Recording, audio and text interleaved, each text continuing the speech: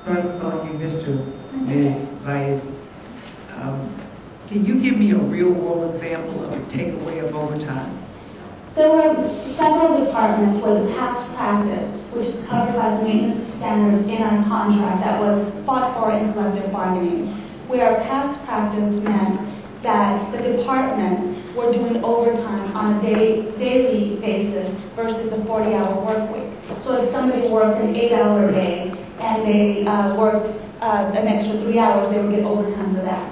Past practice and the maintenance of standards in our contract would protect that.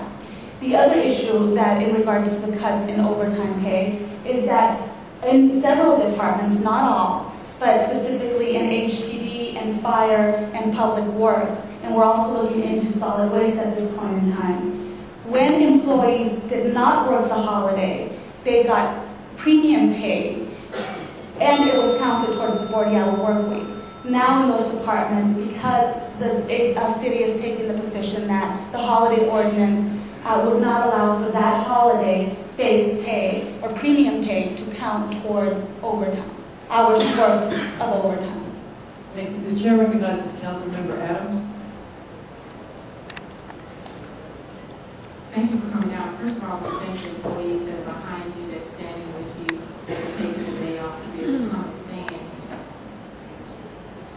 This is surprising because of what I read and what I looked at when we passed the ordinance.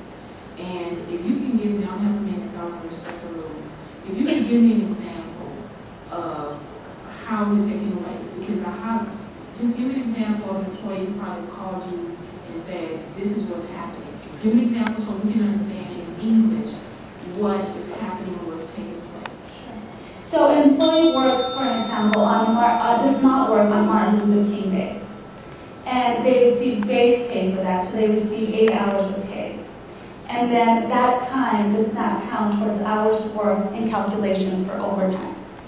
In past practice, for the departments that I mentioned, that had been the practice.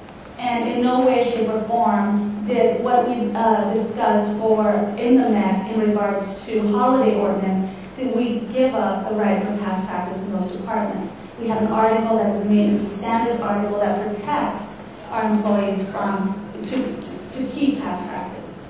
Does that answer your question? And just, Ms. Adams, just to answer, the holiday issue was a very complicated issue that was dealt with in negotiations in a particular section for holiday pay ordinance. There's a different section, completely different section on overtime. We did not have the power or the authority to deal with overtime in the MEC according to the contract.